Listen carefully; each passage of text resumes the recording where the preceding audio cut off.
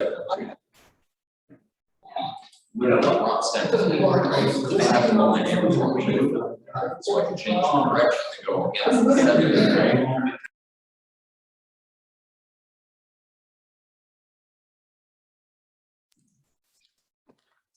What else have we got? We're all set. We got everything being recorded twice. Board members, take a moment to review the minutes of the regular meeting of October 18, 2021.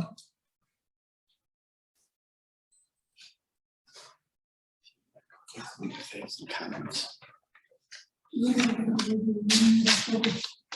2021. Are there any additions, deletions, or corrections? I just have one correction. Okay, It's on, let's see your page number. It's under the Baker Falls discussion in the third paragraph down. I think it's New York State SHPO. SHPO is right now it's a bunch of acronyms.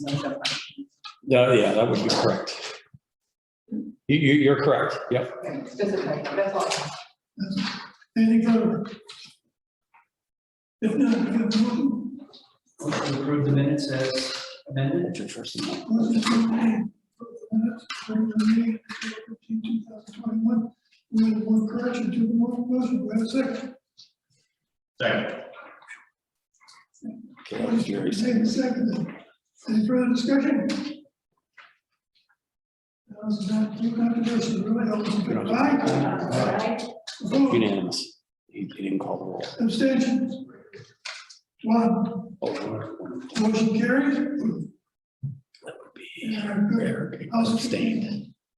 Note, and I have a motion due to the excessive amount of applications to come before the board to hold a special meeting on November 22, 2021 at 7 o'clock to discuss to conduct normal business. You want a motion for that? Yep. So moved. Motion been made. Is there a second? I'll second it. Yes, Peter. Oh, very good. Motion been made and second. Any further discussion? First, all in favor, aye? Aye. Opposed? Thank you, and I'll have the agenda in the email to you tomorrow. Okay, Veterans Day kind of delayed things a little bit because the office was closed. There was a notice that the packets for that will be here tonight, are they or no? They will be. Okay. motion carries. Oh, I got too much to do. Okay, who do I have first? First I have on the agenda for this evening, all done, one of those.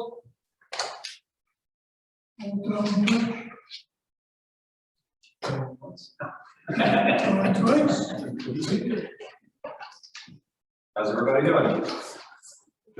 Good. So tonight we're meeting for a public hearing. Well, I have to interrupt you. Because recording devices cannot possibly determine who's here.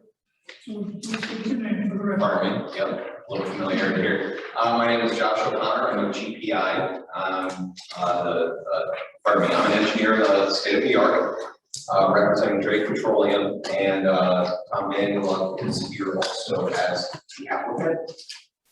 And we're taking a presentation, which the board's familiar with, for the redevelopment of Extra Mart that's situated at the northwest corner of Route 9 and Lamplighter Boulevard, around the corner from the location. If it pleases the board, I'll do my standard presentation on this one, just for the record here. As you are aware, and as we've discussed in the past, we are proposing a ground up redevelopment of the existing Extra Mart located at 1401 Route 9, as noted on the northwest corner, Lamplighter and Route 9. The facility as it exists today, which you have on board, is situated so that an existing fuel canopy and facility is within the existing fuel canopy is situated in the front setback And the existing building is adjacent to the setback. There is an existing diesel fuel canopy located to the rear. What the applicant is proposing to do is to redevelop the site to increase green space and to reduce the wide open curb cut along Route 9. The project envisions the creation of a retail market with some outdoor dining options and food options, increasing the number of fueling positions for the retail fueling operation front, and then a relocation of the diesel fueling operation to the rear of the site. In conference with the management of the Lamplighter Estates, we have made some provisions to address their concerns about, noise, light. There have been numerous concerns about idling trucks on the property, and we feel that the application as we're presenting it today does a great job of ameliorating some of those existing nuisances, brings the site in conformance with the code by, as I said, by mitigating that previous non-conformance to the front setback. As the site's laid out, and with the board's recommendation, we are proposing a counterclock rotation for truck entrance and access, although both entrances are still full access, ingress and egress for passenger vehicles or standard vehicles. We are proposing signage that limits trucks enter only from the northerly access, by way of making circulation around the site through the diesel canopy. We have 5 short-term parking for trucks as well, and only 5. We are proposing signage that limits them to an hour, and we're also proposing signage that requests they don't idle during their hopefully brief stay. As mentioned, and what you can see on the aerial, in the existing condition, we're not sure what agreements were made in the past that started this, but a lot of trucks do park on this site. They do idle at times, and we have been made aware that, the neighbors do consider that a nuisance. So in light of that, the applicant is proposing that this is a temporary staging facility for trucks, so they can come in, use the restroom, get some food, and then be on their way. This is not a travel plaza for trucks. It is a retail market. As far as the parking is concerned, we're proposing including the fueling locations, 57 stalls versus the 48 required. So we make the required parking for this facility. The parking stalls are primarily clustered around the building. We do have provision for some employee stalls to the rear. There is a planned EV charging facility at the rear of the site as well. So you can see that entrance. ADA accessibility toward the front of the store, providing the 2 required ADA stalls. As far as the circulation for fuel delivery, we are proposing the trucks for fuel delivery access at the same location. I don't know if the board is aware, but these trucks decant their product on the passenger side of the vehicle. So this counterclockwise rotation around the site allows a truck to take this position and fill the diesel tanks, and then again continue around the site, pause by these tanks for decanting the fuel product, and then we would have to continue another loop before exiting. We've also repositioned our trash enclosure in a small shed here. Initially, the management at Lamplighter Estates, we'd shown the dumpster on this corner of the site. There was concern about being close to the property line and an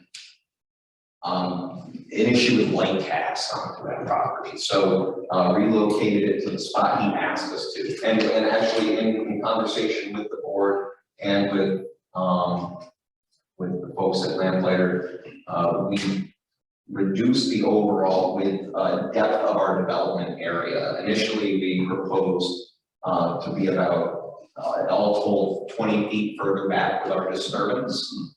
In the interest of preserving the natural vegetation and reducing the impact for that parcel, we narrowed all the lanes up and relocated our employee parking and the dumpster enclosure to the other side so we could reduce the overall footprint. As far as utilities go, the site is currently not served by sewer, but it will be served by the sewer project that's underway on Route 9. We are proposing an oil water separator related to the food service operation. And obviously a standard black water discharge by gravity to an E1 grinder pump, which will be located here, and will tie into the location essentially here in the grass median in the front. And we got the design plans from the merge, and we're planning on targeting that location for sewer. And we will not be operating septic tanks, so there's nothing temporary. We plan the development of the site to coincide with when sewer is available. Water is available on the site, and we're proposing to upgrade the connections so that the water that's necessary for fire flow, et cetera, is available at the facility. Stormwater management, and management of runoff on the site in general. It is a problem site, as I'm sure the board's aware. There's a lot of flooding here. This site is a local low point, so for just to the limit of that drainage area is essentially the center boulevard along Lamplighter, a portion of Route 9, and a portion of the adjacent sites located to the west. Our proposal is, currently the stormwater is managed with a series of driveways. They perform moderately well in normal lower frequency or higher frequency rainfall events, but a larger rainfall event in particular coinciding with freeze thaw, snowbanks, etc. They don't function as needed. So we've done the infiltration testing for the design of an underground infiltration system. And as you're aware, the site has great infiltrating soils. Once you get past the debris from years located at that horizon line on the surface, and we could not pour water into the hole fast enough on the site. We've also done extensive geotechnical investigation for the design of the footings, for the design of the new tanks and the canopies, and those borings indicate to the bore depth of 22 feet there we did not encounter any groundwater. So the planned underground infiltration system, in New York State, without getting too technical, the state requires redundant pretreatment for all stormwater that infiltrates at what they call a hotspot. In this case, the fueling operation represents the hotspot. We are proposing oil water separators. It's a snout product. It's a shroud that goes over the outlet on the stormwater catch basins, of which we're proposing 4. There will be one here, one here, one here, and one here. And those will all have that inlet protection, or the outlet protection. And that system has a capacity of over 1,000 gallons. So if there was, God forbid, any significant spill, there is substantial capacity for detaining those hydrocarbons before they reach the infiltration practice. In conversation with the town's technical engineer regarding stormwater, working with Mr. Kosel's office, he had a planned treatment train that he said would be appropriate for us to apply to this project to deal with the hotspot, and we complied with his request. So we're also providing a downstream defender on 2 of them, actually, prior to the infiltration. That's a vortexing flow separator. So, and then in this case, actually, we're proposing the StormTech underground detention system, and the way that's being applied, there's a pre-treatment capacity in that system as well. They call it our isolator row, and we're proposing that, which is again above and beyond what Mr. Kozel required. So we have 3 pre-treatments for the hotspot versus the required 2 by the state. As far as dealing with the off-site flow that our site takes on, which we obviously have to manage, we do propose to leave the series of wet wells located on our property along Lamplighter Boulevard in place, or dry wells, pardon me, and those will only be taking flow from the small drainage area along Lamplighter Boulevard. And obviously it'll be our charge to maintain those, despite the fact that they benefit our neighbor. We're also proposing, and again, me working with Mr. Kozel's office, we resubmitted our plans a number of weeks ago, and we're proposing a depression in this grass area. And the reason for that is there is an expectation that some of this off-site flow will come onto our site and will end up in our infiltration practice. We can't control the quality of that discharge. We know there's a lot of sediment. It's not an improved parking lot. There's a lot of dust and stuff over there. So we're proposing that all of that off-site flow would be directed to this depression, and where there's an opportunity for that to infiltrate before it makes it into our underground infiltration system. And Mr. Kozel's office asked that we pre-treat that flow before it gets to the infiltration system. And we achieved that here, and again, with the dry wells that are to remain on the eastern side of the site. We haven't heard back from them yet. I believe they have an escrow request in with us for additional funds to complete the second review of our submission to them. But I will say they had some technical questions and concerns with the way we wrote the stormwater report, but none of the comments that they had changed the design in any way. They had some questions about the drainage divides and some other technical background and where hydrographic modeling is done. We complied with all of the requests. I answered the questions. I hope their response to us is positive. I expect it will be, but again, none of the comments that they had actually changed the design of the stormwater management system. So I think we're in really good shape there. So just kind of in my head here, going down my checklist for seeker and the potential impact to the environment. One of the items that we have to look at is species. We don't have any species of issue on the site, and we're not proposing to take down any large trees, which may be bat refuge. You get into a bat issue. We don't anticipate having to clear trees and have to deal with that issue. The other thing component we have to consider is that the site is located within 500 feet of a previously discovered site of historical or cultural significance. In light of that, we pursued a letter of no effect with SHPO. In that case, we have to demonstrate to the state the site has been significantly disturbed below that and below grade within the last 50 years, as the site has clearly been developed. It qualifies for that letter of no effect, which we did achieve back in this past summer. So the next component we have to review is traffic. We have prepared a traffic impact study, and per the board's request, we submitted that to Creighton Manning for review. They did issue a review letter. We are working on a response to that review letter. Simultaneous to Creighton Manning's review, we did submit to New York State DOT for our driveway openings. So in this case, it's the permit 53 commercial. We submitted the stage 1 and stage 2 application. The stage 3 is the construction phase portion of it, so it's not permanent until after we have our approval as well. If and when we have our approval to submit to stage 3. I have had a conversation with Ken Davis, the regional permit coordinator.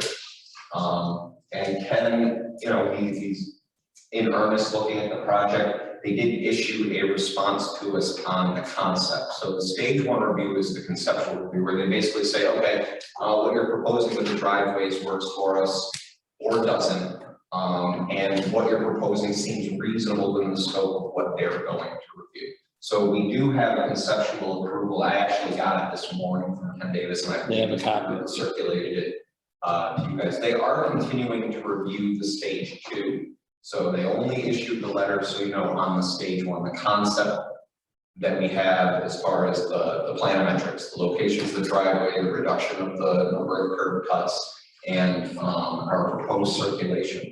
As far as the fine detail on the geometry, they're reviewing for, you know, DOT spec for item numbers, pavement sections, the way we're handling our curbing and all of that. And we expect to have some comments, and I would expect some minor comments from DOT on that.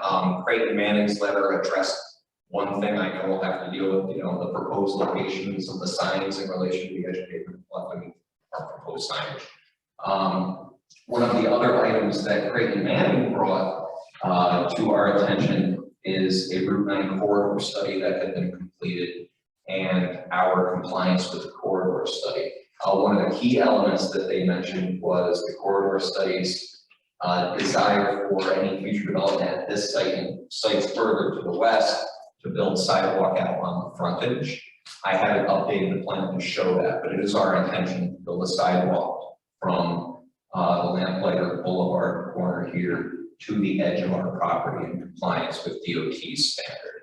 So we will put the sidewalk in prior to finalizing the project. I'll also have to relocate our street signs so that slightly will be in the area of the existing sign, and it'll have to be a little bit closer to the building to allow the sidewalk to fit in there.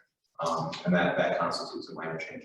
CME did have extensive comments on the modeling that our traffic engineer did.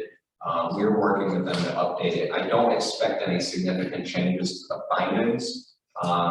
They had comments about the allocation of trips at an intersection, whether, you know, some are going left versus going straight. I don't think it's going to change the underlying volume of traffic on the site, and I don't think it's going to change the volume of cars in and out of the site. They did ask for some further justification in how our traffic engineer did the trip generation itself, as far as, you know, the number of cars. We will talk with with the applicant to fine tune that. You know, the site is a little, the proposed project is a little unique. We use the International Traffic Engineer's Guide for doing the trip generation, and what we're proposing doesn't meet exactly the definition of any of the facilities in there. So they have to do a little bit of you know, kind of cut and paste from the different uses and allocation of different square footages of, say, a restaurant space versus convenience space or retail space. I made some comments related to how that was generated. We've done a number of these projects, and Tom's been, you know, building these out all over New England. We based a lot of the trip generation on historic data at other sites in conjunction with the ITE. So we expect there will be some refinement to the trip generation per CME's request, and DOT's if they have any comments, because they're reviewing it too. Kind of waiting for DOT's comment letter before we put together a whole package to remit to both. And bear in mind, you know, this is a state road, not a town road. And at the end of the day, if the state's okay with it, we should be okay. That said, you know, we're going to work with CME and satisfy their concerns. One of the other items, you know, in the interest of full disclosure, it's in the letter. They asked us to look at a warrant for the development of a left turn lane along the center of Route 9. It's included in the corridor study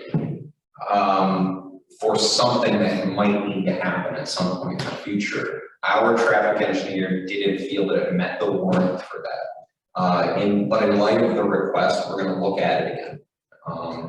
It's a really problematic thing to develop here because, as you're aware, the state does not have any stormwater infrastructure, and widening the road in an area where we don't have any stormwater infrastructure, it would be a huge ask for anyone to take on. We really feel like if the state wants that, they should probably build that. There would be nowhere for it to discharge either way, so that's a tough ask. Aside from that, strictly speaking, Our traffic engineer doesn't feel that it meets the warrant requirement of that left turn. But again, we're going to work with CME and look at that closer, and obviously we're going to work with DOT as well. I think that covers the bulk of the seeker related items. And I guess, do you have anything to add? Does anyone have any questions? And I know if anyone from the public wants to ask too, we're happy to address it. We'll bring it as we go. I'm sorry? We'll bring it as we go along. All right, sounds good. Peter, just to update the board on the correspondence received since this was last seen. As per the board's direction, the request for lead agent status was sent out. We did get actual written consent from DOT, or I'm sorry, Department of Environmental Conservation. They consent to the planning board's lead agent status, as did Saratoga County. And we also got from Saratoga County a decision of no significant countywide impact in terms of their review. You have the DOT letter before you that was dated November 15th about the conceptual review on their part, and reference was also made to, and I think everybody got a copy of the Creighton Manning letter, comment letter of November 2nd, which encapsulated all the traffic comments they had. And I think that's it. I think I did address the main ones there. And I will be frank, I'm not a traffic engineer. I'm a civil site engineer. My expertise is in land development, the entitlement portion of it, and the stormwater and utility design. I can have our traffic engineer attend a meeting if need be, but I do expect that we'll be able to address their comments. He reassured me. Yeah, I don't see any need, not unless the board feels differently. Only other thing is we did get an email message from Phil, and this was also alluded to about the idea for a additional allocation to the escrow of $1,500. They expect that should do it though, because this will be the third round of review, and they expect that should be sufficient funding to complete that. Okay. Thank you. Now, board, put you to work again. Yeah. Refresh my memory, is Hudson Headwaters and Stewart's have sidewalks. No. No. So are you bound? My thought is, what you just mentioned, the road has problems, it's a state road. They're gonna spend all this money on putting sidewalks in. They may be pulled out by the state, or I don't know. So right off the bat, a sidewalk is a reasonable public amenity. Yeah. We do have a significant residential community here, and our client has no interest in having, undirected pedestrian traffic wandering around the site. So as it serves the site, I don't see it as a challenge to put it in there. We should know there are significant shoulders on both sides of the road here, to the point that they're per DOT standard design override at this point. And there is already the beginnings of what is a left turn lane here. I think that you mentioned something about them probably not wanting to do that because they have to widen the road. Every place they put that middle lane in, they haven't widened that road. Right. It's already abundant. It's whether the cross-sectional geometry works or not. Whether it required significant paving work. And again, if it's DOT's judgment that it's what needs to be done, and frankly, if it's what the updated traffic impact assessment dictates that there's a warrant, obviously we're going to come up with something that works. I do think there's probably enough width. What we will do is we'll put the sidewalk on our property, and I wouldn't expect anything DOT would have to do at any point in the future would require a paving or an easement in that regard. So Yeah, it's just. we'll make sure it's not. Well, I think the awareness of the Route 9 study from Creighton Manning comes because they did it. Yeah, but it's like you'll have one block with the sidewalk, and then you'll have. Well, it's like starting a chain. Yeah. And the first link has to start somewhere. I think it's a reasonable place to have it, even if it is an isolated instance here, because I think the point's well made. This does adjoin you know, a fairly dense residential community with lamplighter, and it could provide that connection just on that basis alone. And people walk, I know that, it's just maybe as a board. And this ask is not foreign Yeah. to, this is not. And this is something to bear in mind now. We got, you know, Hoffman's Car Wash That's this what I was week. thinking too. You know, it's something to bear in mind, you know, on future frontages on Route 9. And I don't know if that's in our master plan, but I know it was considered in the new zoning, that they want to make it more pedestrian friendly down there, not just for traffic, so. And it is in the Route 9 corridor study as a reference. I don't think it's an unreasonable ask, and frankly, you know, statewide, in the past 10 years, I've done a lot of different projects for, you know, smaller retail, 1 acre, 2 acre projects. I'd say 80% of them, if there are sidewalk. The only thing that, It's, you know, as this does lengthen and we do fill in the links over the course of time, one thing to keep an eye on is the idea of maintenance Yeah. and snow removal in the wintertime, you know, and, you know, that's a tough issue. If you build it, you have to maintain well, if it's on our property, it certainly is. Yeah. it. When you say it's gonna be on your property, and that means that it won't be like over the top of the water line. Well, I mean, it will cross a water line, it will not be straddling. It will cross your water line. I mean, Yes. the one that It runs. will cross our surface. The water main is located in the shoulder. Okay. That actually is in the right of way. You can see this is our right of way line, the dash line here. Right. They're really considering the power poles and the configuration out front. I mean, I'd be, to get the sidewalk in the right of way, we'd be jogging around the structure. So it just doesn't make a lot of sense in that line to place it there. So Josh, there's several updates to the site plan. Do you envision, you know, one more, you know, master revision, so to speak? The only anticipated revision I have at this point is the addition of the sidewalks versus what I have on this, you know, this is a color thing, I don't reprint them and redo them every time we make revisions. The last submission I sent to you Yes. included the updated signage, that was one of the asks. Prior to our DOT permit, I will have to relocate our truck entrance signage on the entrance. So the sidewalk and the signage is what I would anticipate being a change. Aside from that, you know, and really quickly on signage, signage is handled through a separate permit. Right. What we expect right now is a compliant signage package, and that's what we're, you know, in the scope of our application, what we're proposing. If something happens in the future where it's not, and I don't expect it will, they would handle any variance needed with that permit application, but we're not proposing to consider that right now. We don't know exactly what it's gonna look like yet. But again, our anticipation is that it's gonna be compliant. I have a comment, it's not really a question, so it shouldn't take long, I just wanted to bring this up. It seems to me that we're asking you to manage stormwater from all 4 sides of your property.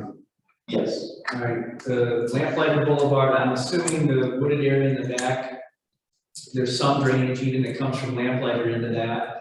All right, Route 9, we already know flows out of your property. Is that a reasonable expectation of site plans in the future? That, I mean, it's, the one that really grabbed me was the Fitzgerald's parking lot thing. It would seem to me that at this point, if your site had been managing that stormwater, at this point that maybe Fitzgerald's would need to make improvements to manage their own stormwater on site. Well, I know that's a big ask. I'm just saying, it just seems, you're going along with it, you're okay with it, I'm really thrilled, but it just seems unreasonable to me to ask an applicant who is proposing the development of a site in a commercial zone to, oh, well, while you're at it, could you manage all your neighbors' stormwater? I don't know if that's what's being asked here per se. I mean, I do think you might get some runoff, but you're not managing all the runoff from Fitzgerald. No, and I don't think that's the case, but, you know, just backing up, the requirement from the state, if we were to seek coverage under the state's permit and submit the SWIP to the state, which we're designing the site as if it is seeking permit coverage. We won't be able to seek permit coverage. This is a unique site in that there is no discharge. Most sites you work with have a discharge to some receiving water somewhere. right? This site is very unique in that there is no discharge from the site, and it's in our stormwater report. When we write our, it's all zeros on that table for rate of discharge in the pre and post development condition. That's not normal. So when you apply the state standard to design for stormwater, it's very strictly written in how you manage what leaves your site. And that's your concern, right? It's channel protection, volume, overbank, flow control. They don't make any statement whatsoever about how you manage upstream impacts, right? But the reality is we have to be a good neighbor, and we have to, this has to work, and ignoring it, it makes it so it doesn't work. We have to make the site work, and not managing it in a fashion that controls it and provides it a place to go. Yeah, it'd be great if simultaneous to our application, our neighbors also were proposing stormwater. And I think you got a unique situation here in that, I expect what you say is true. You would know better than I that he is in fact the local low point. So. And the site has been the stormwater management for that area for some time. So. It is what it is, so to speak. And I commend you for the work you've done to manage. I appreciate that, but frankly, it is a nuts and bolts thing for us. We can't have our site being flooded out by our neighbors. It doesn't work for the applicant. So it as a matter of course. It's very difficult to make those determinations, and then if you could get there, then assigning a volume to that, it's just, so it's just better not to go there. I think what we propose is very reasonable as far as that's concerned. I don't, but yeah, I mean, we could raise the site 3 feet and put a wall around it and say, hey, you're on your own, guys. Well, I mean, technically, you could put a berm along the Fitzgerald side. Yes. And you wouldn't have to raise your site 3 feet. You could say you're on your own too. You're not, and so I just wanted to point that out. And I do commend you for. I do appreciate you saying, mentioning a berm, because I didn't mention this in my presentation. Screening to the rear, pardon me, I'm sidetracked. We are proposing a berm. It was what was initially mentioned and requested. It's going to be a minimum about 3.5 feet at maximum, about at maximum pushing 7 feet. Is it planted? It's on our grading plan. Okay, yeah, I mean, will it have plantings at its peak? We're putting a 6-foot high vinyl fence across the peak of it. With the interest of, as vehicles come into the site this way, there's potential they cast light into the rear yards of the adjoining parcels. So in an effort to manage that, that's what we're proposing. I think when we spoke in June, we talked about selected infill planting. We consulted with our landscape architect, and he felt strong that the height of the canopy, the orientation of the site regarding the predominant sun, and the fence would make it so that we had a really low likelihood of survival of the plants that we put in there. So when he said that, I mean, we were going to do the fence anyway, and we committed to that. We want to be sure it works, so we did not propose any of those infill plantings, and we went with the berm instead. And I think it's a more sound approach it's a more sound solution. That's not on your back boundary line. No, it is not. It is along the edge of development we see as green here, yes. Very good. So how about the entrance ways? You said the trucks are gonna come in one way and out the other, Yes, but you're gonna let the cars exit on either on side? either side, that's right.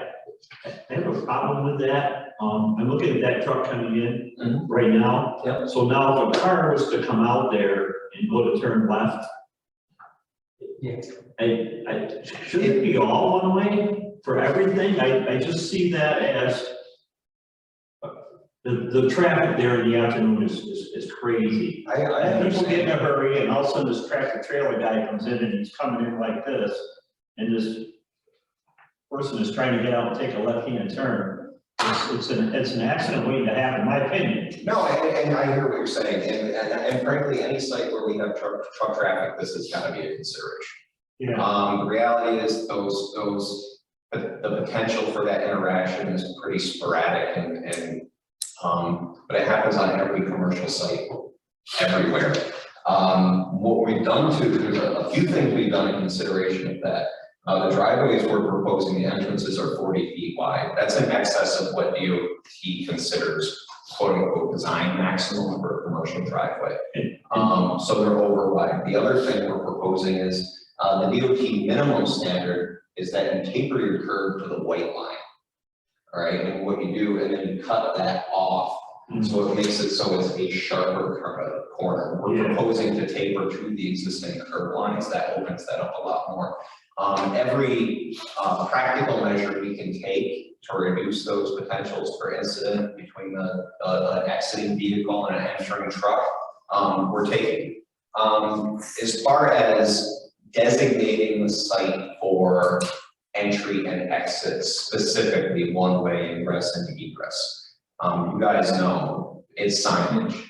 People do what they're going to do anyway, and just putting those signs up there is not going to stop people from exiting on that. And there really isn't a productive way to make an actual barrier that really functions. So we're working with, with what we've got. The other communities in the past, it's not really considered.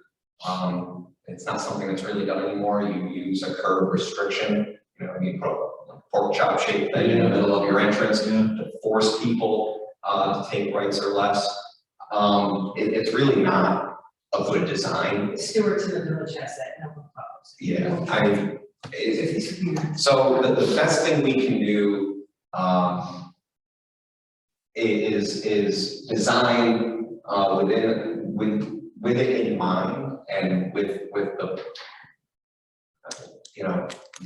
with it in mind and as reasonably as possible. It's obviously going to be an issue, but it's an issue at every shopping plaza that has a truck delivery at it. Right down the road, we're gonna start having a four-way intersection there. We're down by Alvin's car wash, right? So we're gonna have even more traffic. So I don't know how the rest of the board feels, but I'd like to see that everybody in one way and everybody out just the other way.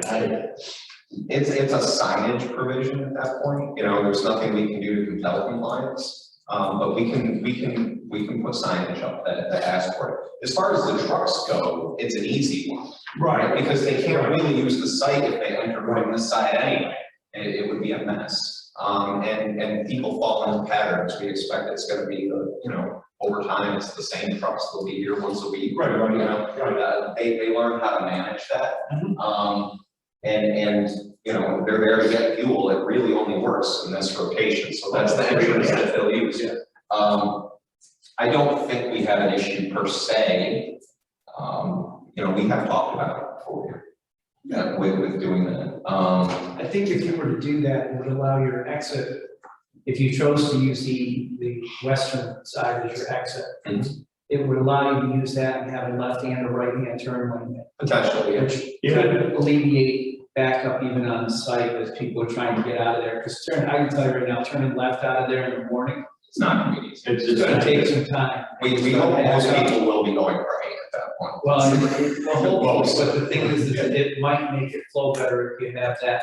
Obviously, the other side wouldn't have a left and right entrance. Right. Yeah, that would work. But what I was looking at that is I go along with my comments. You got somebody that's heading out that upper, that eastern exit or whatever, and you got a truck trying to turn left into there.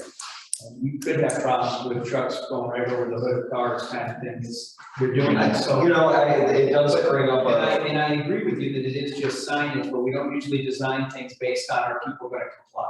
Compliance is always a kind of crapshoot on that. So I actually design expecting people won't. Well, but the point being that if you don't try, you don't comply. So if it's not a major restriction on your economic viability to have it one way in, one way out, it would seem to make sense to a couple of us at least to do that. I'll confer with Tom about it. I think if we approach that, what I would look to do is reduce the width of this driveway. Yeah, I can see that. And then widen this by that same amount, essentially shift this to the rest of the area, to accommodate multiple lanes on exit, because otherwise I don't know that it would accommodate. I think that would be good.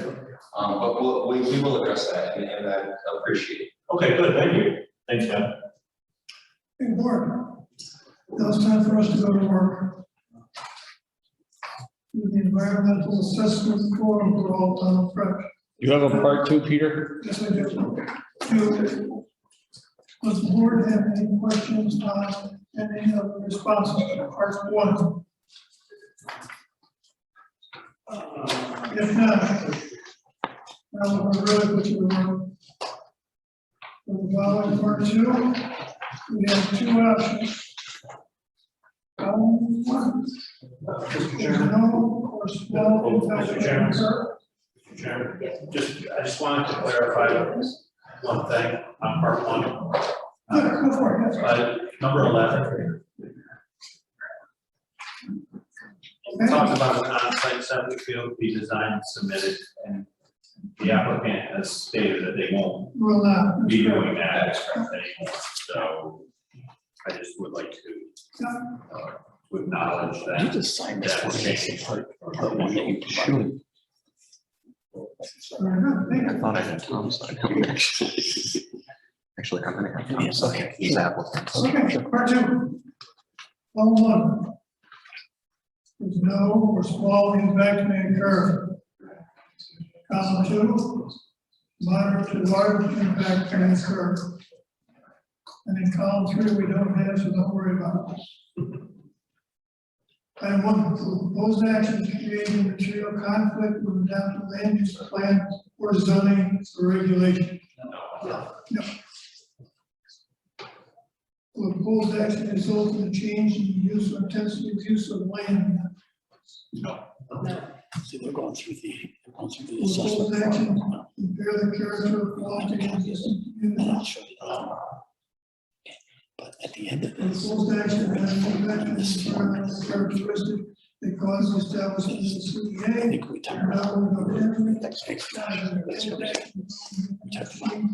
positive and negative declaration on the secret form.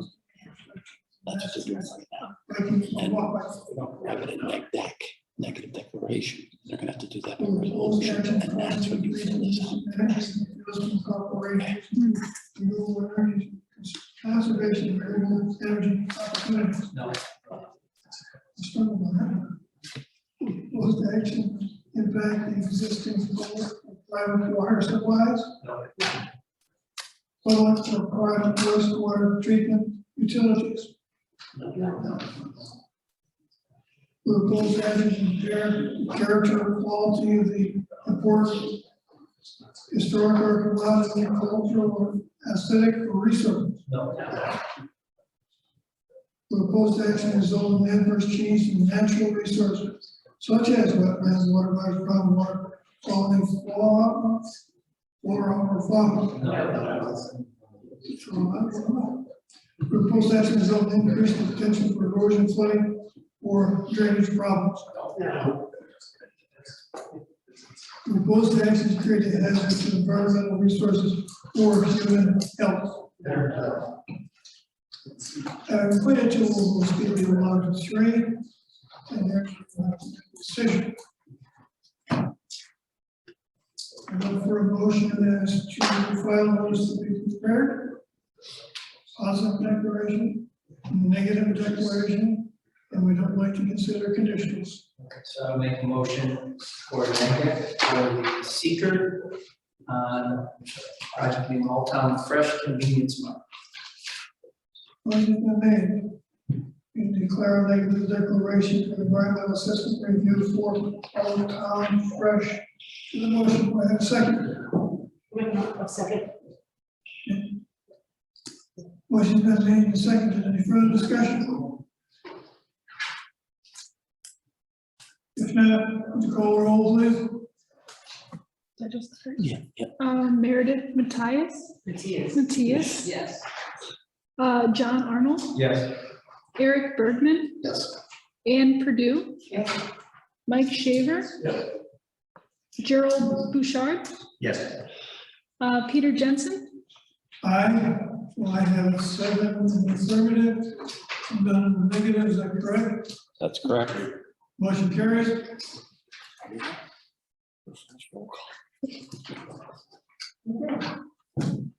Now to the fun part. As for the advertised, this project is up for a public hearing, and I'm certainly not gonna. For a public hearing, we have a very few ground rules. Number one being that if anyone has a question they'd like to ask or comment or would like to make concerning this project, you're encouraged and invited to do so. And number two is in keeping with our good record keeping and as your voluntary cooperation is if you do have a question or comment, you kindly state your name. It isn't for record keeping purposes only. 5 years from now, we can say someone said it was a John Smith. And our third, and probably most important ground rule, the whole thing is throughout the whole process, we will maintain some sense of decorum. With that in mind, if anyone has a question or comment, the all town fresh. There was a properly noticed public hearing, and we do not have anybody online, just for, No, nobody wants to talk to us. Okay. Board, questions, comments, concerns? One more question, Peter, just one quick question. Along Lamplighter Boulevard there, you said there's existing dry wells. Yes. Okay, are they gonna be redone, like restoned or anything, while you got everything all to the park? They have been periodically vacuumed. And that maintenance program is ongoing. I expect that when this is done, we'll do that again. As far as, they won't be excavated if we set, we'll pull lids and clean them.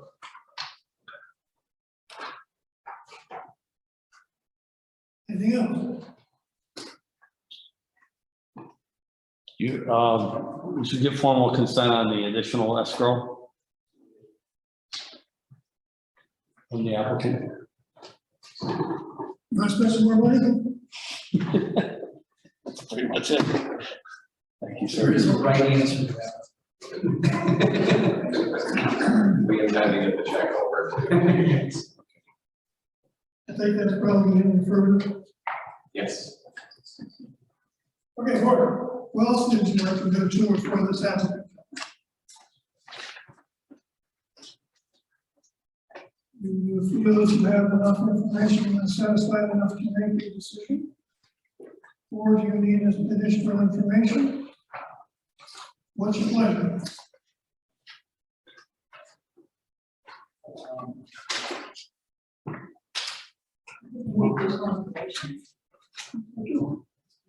You do? And I think We're still Josh looking for stuff. acknowledges that as well, there's more. Yeah, I can't say that I disagree with you at all in fairness to the applicant. And so I'd like to remember 5 minutes from now, what exactly are we looking for? So we're looking for resolution of the traffic study issues, All right, good. as well as resolution of the SWIFT issues. So, yeah, We're looking for, I guess, further comment from the DOT beyond conceptual. anything further? Nothing, okay. And I take it from the comments that I've just recently heard in the last 37 seconds, that we're not prepared at this juncture to move on approval, or we're certainly not move on disapproval. We're waiting for some responses that I'm sure the applicant will be able to prepare. And to that end, Turnbow is always fair play. Do you have any questions of us? We've not, we would have asked the table today either way, so we appreciate that. We, Tom can't commit to, reconfiguring the circulation on the site without talking to the real estate team. So, we wouldn't have been able to comply with that request today either way. So, no, thank you for your time. So just to clarify, by my tally, we got 3 outstanding items. Response to the traffic comments, response to the SWIP comments, and securing a DOT preliminary comments. Okay? I guess there'd be a slight update for the site. There would. Yeah, and that obviously will translate to a updated plan. And to that end, the last thing I have to do to before this applicant is to close the public hearing. Board, anything you would like to discuss with this applicant at this time? Peter, did we keep pending the resolution of these other? No, we're closing now. We're looking for certain information, receive that information, then we can move for this project. Thank you.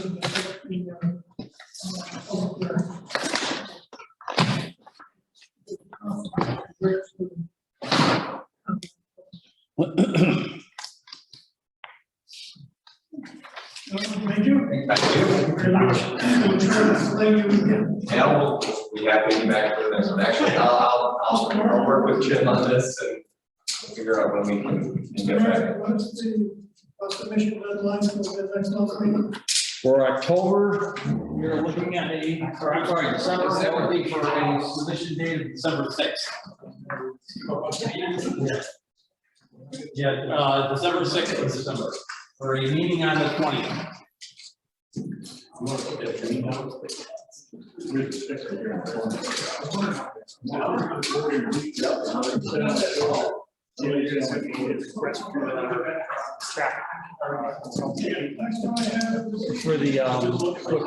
traffic is. Yeah, that's good. Yeah, here, actually, I can give you. I got a copy of his email if that's. That's correct. I had it all put away, so pardon me if I have to dig.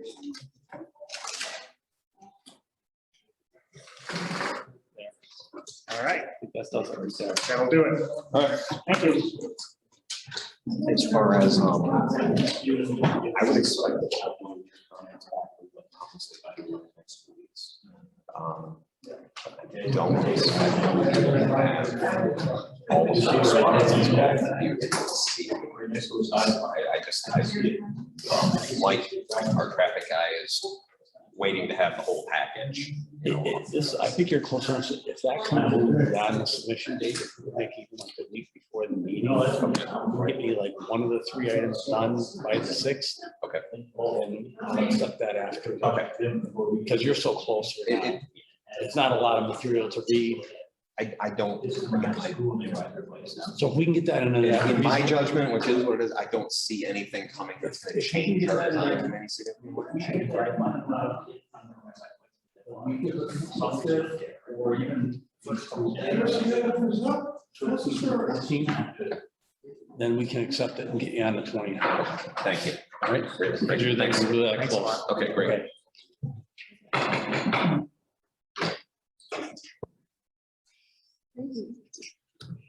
Okay, good evening, Joe Gamble, Environmental Design Partnership, here we have Scrimmerdport Residential Holdings, this application for a 16-unit apartment community located at 112 Harrison Avenue.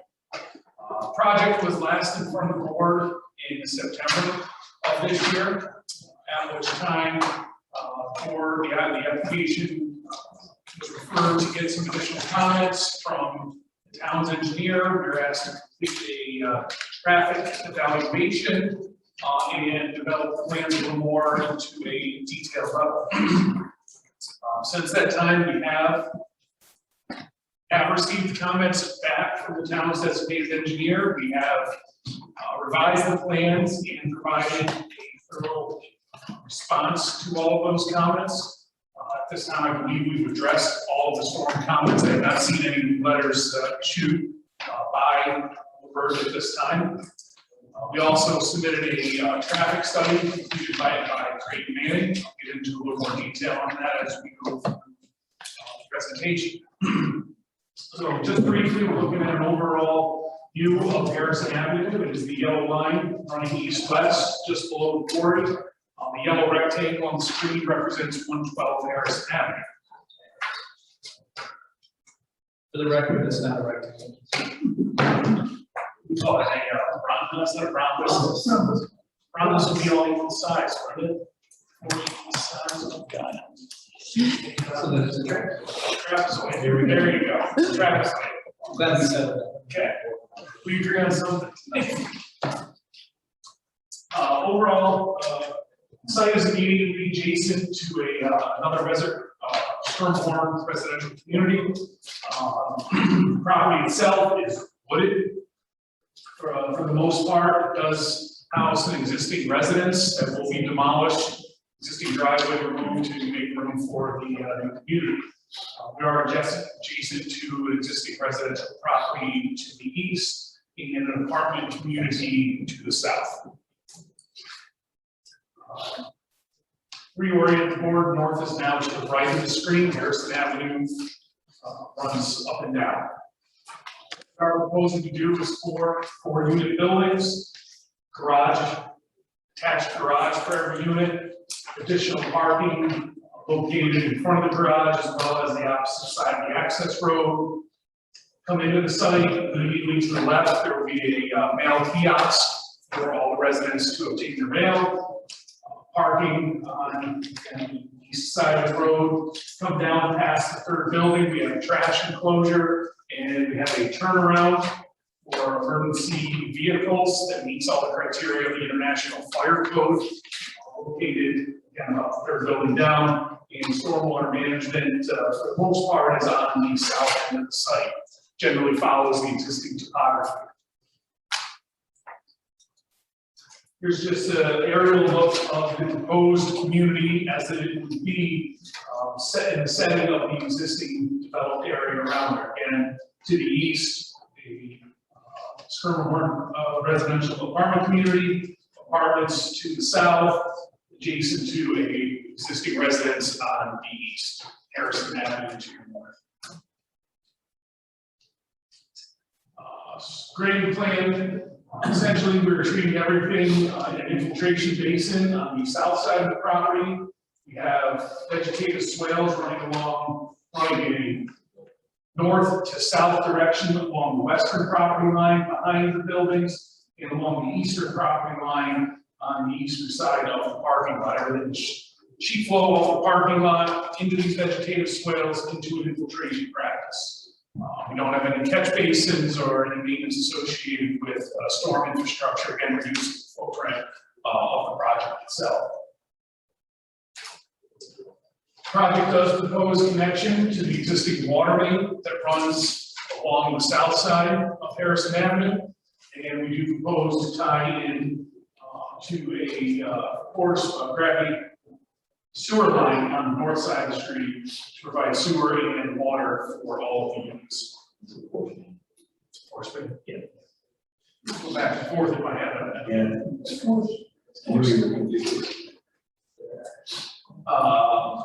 Again, planting plan, screening the trash enclosures. We are putting a sidewalk along Harrison Avenue, consistent with what we did on the apartment community to the west. Question was asked at the last meeting, who maintains that sidewalk? But that sidewalk is maintained by Stormwater Residential Holdings, however, it is within the town's or county right away. And as asked, we did look at traffic for the 16 units. We looked at, start with site distance. We have more than adequate site distance, looking both east and west, as well as people entering the site. In many cases, we exceed 950 feet of visibility on any direction. So certainly no safety issues with the location of the curb cut for the community. Trip generation, using the multifamily low-rise community, we come up with 28 AM peak hour trips and 27 PM peak hour trips. What does that mean?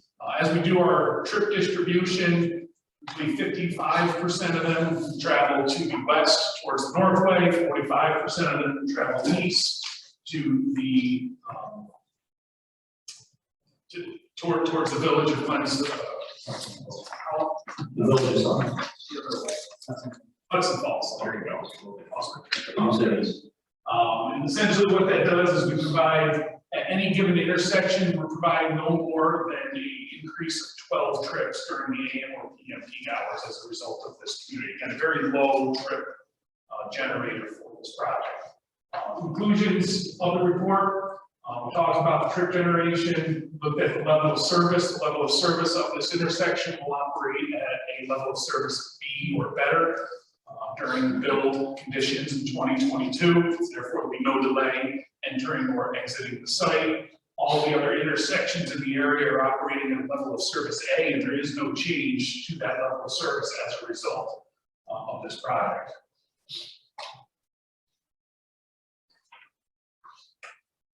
So with that, we're here tonight to provide any additional information or answer any questions the board may have. We do want to make sure that we go through a coordinated review process, get to a public hearing if needed, and ultimately complete the process to go through a approval by the planning board. Thank you. Did you check with the town's water department? I asked about, is there a fire hydrant close enough to that? Yes. Because the hydrants are pretty scattered down there, so how far away is the closest hydrant? Absolutely. So there's a hydrant located, what area? The hydrant located 400 feet away. Okay. Is that showing up? The hydrant located right about there. Which is 400 feet away, and we are proposing a new hydrant on site. Oh, you are going to one on site. We're talking about one between the third and fourth floor. Yeah, we're doing one at the end as an end of the line, so you get water department's ability to clean out those lines, flush the lines. That's a good idea. And Joe, the most recent correspondence on the SWIP was October 25th, right, from Phil Kozel? Correct, Yeah. correct. We provided a response on November 1st from Phil's letter on the 25th. Okay. I don't know if I have a copy of that response. I didn't see one in the filing now. What's definitely submitted, I do have a copy here. What's submitted as part of the application. Thank you. The board have a copy of that? Those who want to file together. Oh, I do have it. I have it. I'm sorry. Yep, they have it. Thank you. Maybe I got it. It's been a little hectic lately. Was he nervous when he says they don't have something? Swear on it. No, I got it. Thank you. How about the sewer, Jim? There's been some talk about sewer capacity. Are they gonna have to have town board approval for sewer? It depends if they're in the district or not. If you're already in the district, then no. If it's a district extension, then you will. Also, if they're in the existing district. it's Right. okay. Yeah, Okay. so as long as they're in the existing district, they should be okay.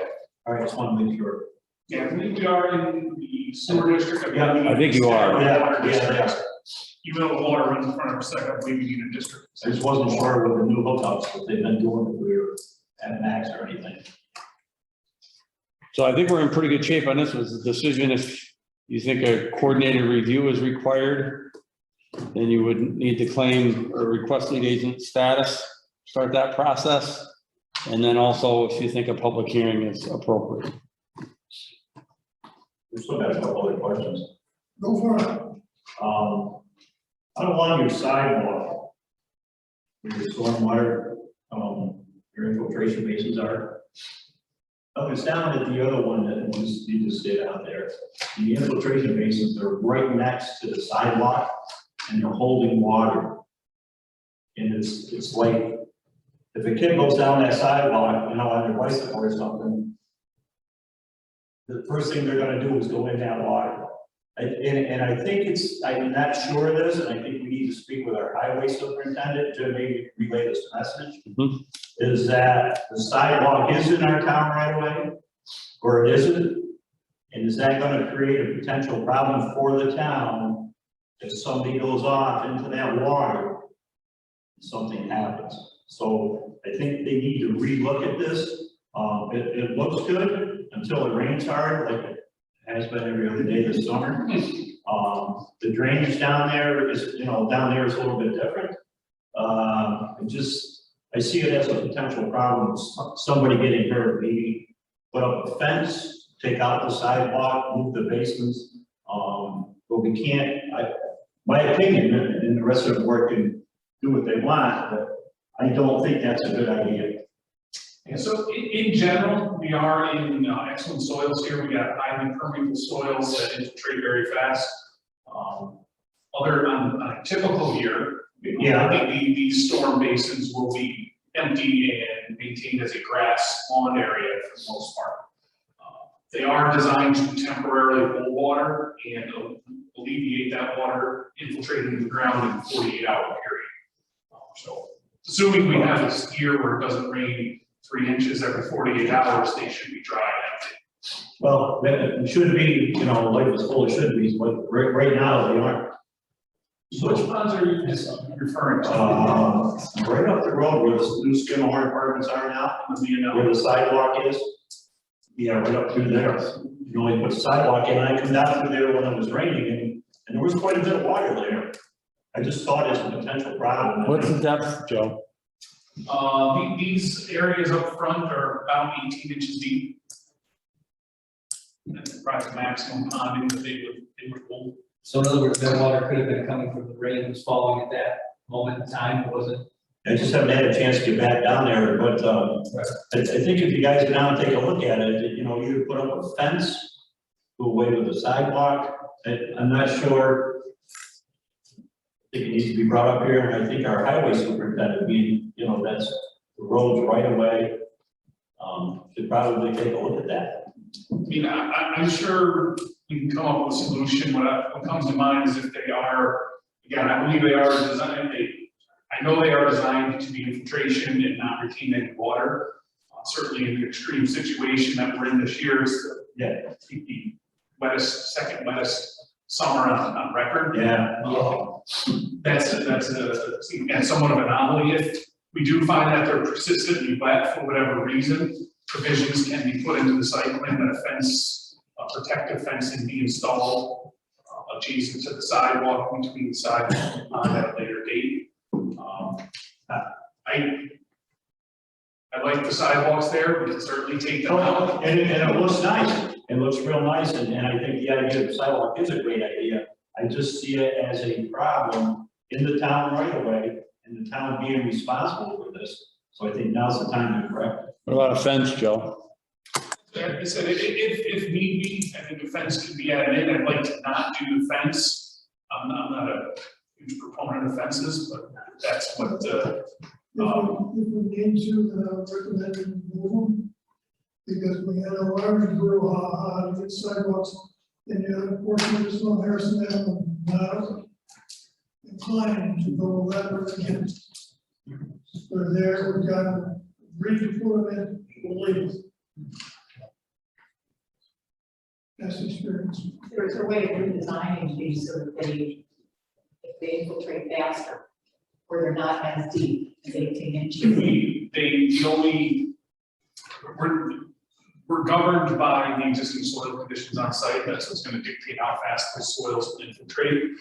Certainly within our plans, we have requirements that the soil is scarified after it's placed to help increase or decrease the density of the soil at the surface, which increases the infiltration rate, or at least the infiltration rate into the soil. But at the end of the day, soil that is saturated, has been rained on with 50 inches of rain in the summer is going to be saturated with water. Yeah, I think we're in a year of an anomaly. Yeah, well. Okay. These ones at 18 inches. No. The ones you're thinking of, like, you know, is from grade, from sidewalk, quite a bit different.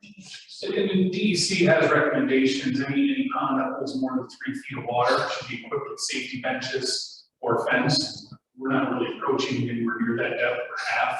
Yeah, well, I think our highway superintendent needs to be involved with this because it's in his right of way. And it's something, you know, we should go with his recommendation. That's my opinion.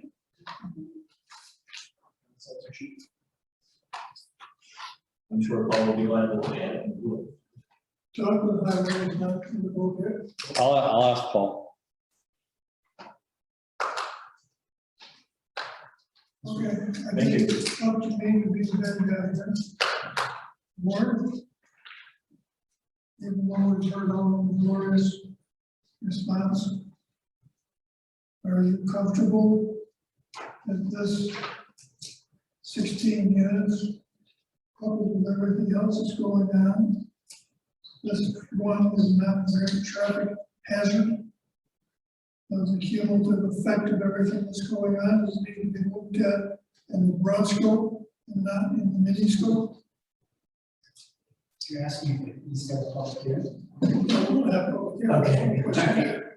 I'm worried about it. No traffic. Is this the straw that breaks the camel's back? We got the new one down there. Let's do the one all there. We got the one here. But leave that is, The one over. The intersecting highway. they won't. But now, we're about all those numbers, and these new ones, does it say? Probably yes. And we really should hear that from someone, rather than a decision that we decide, yeah. Because I'll tell you, I do not have a traffic engineer degree. The thing I know is I'm not supposed to play traffic. Many years of experience. Both ways. So what are you gonna do, Bart?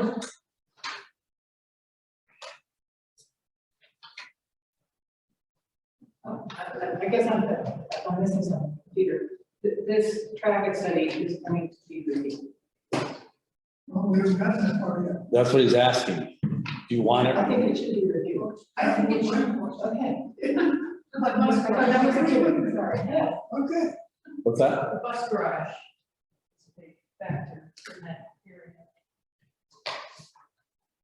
area. That should be, this analysis should be factoring in all those events, but Correct, and there were trip counts put on the road. They put out the ATRs, which reported traffic within the area. They looked at the intersections close to the site. They're all operating at level service A. There is no change as a result of this project. I'm sure if reviewed, it would come back with no comments associated with this because it is such an insignificant volume of traffic. And it is the board's request to review it. We'll certainly go along with that. It seems that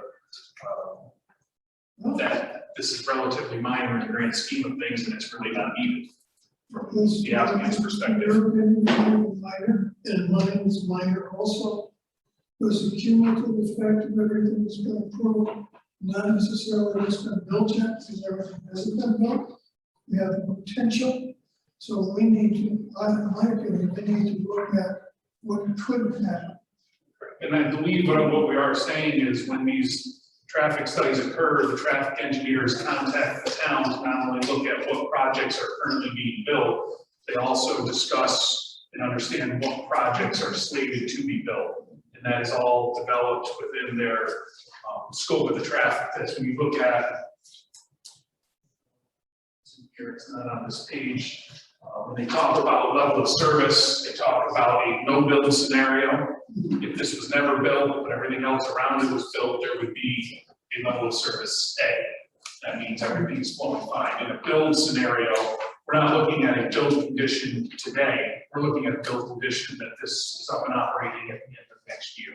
So now we're thinking of every other project that's being slated for construction and approval and the increased density or occupancy of those apartments at the end of 2022. And those are all factored into the reports. It's not clear to me, just skimming through the last pages of this, that other projects were taken into account. Doesn't seem to be the case. I mean, maybe it's built into the numbers, but I can't tell. Yeah, I can't tell where it is here. That there were other projects taken. So I'm really outside of my zone here in the traffic stuff, but if I understood you correctly, the assumption was that half of the traffic leaving these apartments would head towards Route 9 and the northway. And the other half is proposed to be heading towards Hudson Falls. Sorry, who thought that was the case? I mean, is that like just like, hey, let's just figure it out, goes this way, it goes that way, or do we figure that the traffic's gonna be such a mess heading towards Route 9 that a number of people will choose to go the other way over System Road or whatever road to get? That's the way. If I pull out here, I go north. I go System Road, Sisson Road to Bluebird Valley. Yeah, It's instead of, all over, right? Unless you're going to like Olive Branch or something like that. okay, all right. I just wonder, I mean, there's lots of different directions you go from that site, and then the proposal you said was that they expected half to go one way and half to go the other, and I'm just not sure why you would figure that. So, Four ways to apply. is there like some method to that, or is it just like a random, hey, let's just, I am not a traffic engineer. okay, They do make assumptions in the reports based on where the exiting the site, looking at the connector streets, the collector streets, the local roads, where everybody would ultimately be going for jobs, to work, to the shops, to the grocery stores. And that's all taken into consideration to, they don't just go, yeah, it's 50-50, everyone's gonna take it right or left. No, they do observe what's going on in the adjacent. well, and they may be right, I mean, I'm not questioning whether they're right or wrong, I'm just wondering how they come to that determination in the first place. And it's looked at, how far is the grocery store, which grocery stores are being utilized and occupied, where are your shopping centers, where are your, in the Northway schools. Back when you first came in front of the board, we asked you if you knew how many bedrooms each unit was going to have. You said you would get that information to us. You know that? Two bedrooms. 2 bedrooms each unit? Funny aside, it'd be neat if it was apartments was spelled properly on the front page.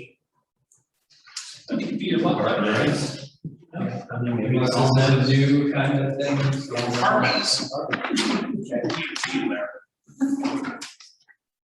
It's just a little bit like the spirit here. I mean, get that though, I think we do need traffic study review.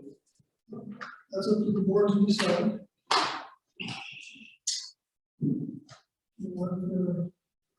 We have to get the applicant's direction. So do we require that we submit this to the town's consultant for review and comment as far as traffic is concerned? Or are we satisfied that, yeah, it's existing apartments, but let it fly? It's your call. I'm gonna say I'm a little concerned that Ann and Jerry were unable to find in the traffic study where it said it included to be built projects. They seem to be people who are really good at finding details. If they weren't there, they didn't find them, I have to just wonder if they're there. Yeah, I just don't see it in the, I'll call it the narrative portion. It could be buried in one of these charts in the back. I was just saying that to spur him to do that. Because maybe you could find it. And it may not be specifically called out in that this is more of a traffic assessment. Typically, when you do a traffic study, you are looking at projects that are generating more than 100 trips at any given intersection. That would be a full-blown traffic study looking at all the intersections associated that could be impacted by this, and that's a requirement by DOT. Right, so what you're saying is, okay, so what you're saying is what we're looking at here is not a traffic study. It's a traffic evaluation by a specialist. It's a traffic assessment that is, in our opinion, well above and beyond what would be needed for a project of this size already. This is a 16-unit project. We're talking 12 trips at any given intersection. That's 1/10 the threshold that New York State has established for the requirement to complete a comprehensive traffic study. So I believe the applicant has gone well above and beyond what they already need to do for a project of this size. It's a statement that we are making, representing by the applicant. You got 16 units and you're saying there's only 12 people going out of there? No, there's 28 trips that could be generated. We're saying based on those trips and the distribution and the turning movements, there's no more than 12 trips at any given intersection generated during the day. Like that's the half of them go left and the other half go right. But how about the guy going east and west?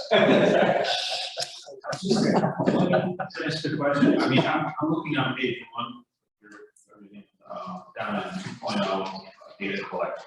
The last sentence of that paragraph states the detail we did include under that traffic volume data collected by Greater Manning in October 2021 in case Harrison Avenue served approximately 3,365 vehicles per day.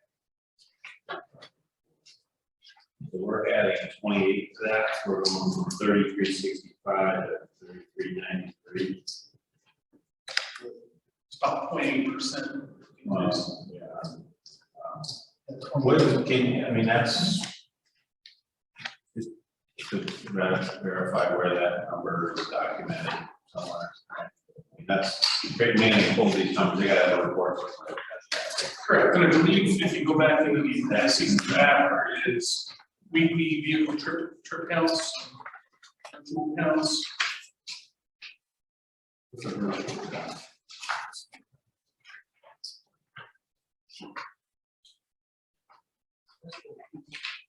Yeah, what is virtual mean?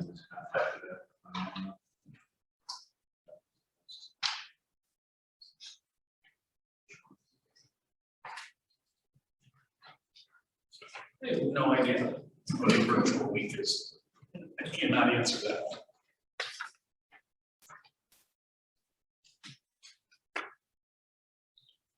You look at it, it doesn't have a page number, it's a chart. That looks like this. On the left-hand side is the 24-hour tabulation of military time. And you have the days of the week along the top of the chart. They actually had the traffic reporters out there for a week period. They recorded during those given hours, that 24-hour period every hour, how many trips went over the automatic traffic recorder. They recorded that within the chart. Okay, so then if they are pulling 28 reserve, they're talking here about peak. That is the peak. 28 reserve peak. So then we're really looking at average, adding about 10%. If I read this correct. AM peak is 250, runs from 220, 218 to 261. PM peak is 350 to 229. That's it. So I guess we're talking the order of 8-10% increase. Does that sound right? I think if I'm following your logic now, you're putting that together, yes. I'm just going around the numbers. During the peak hour.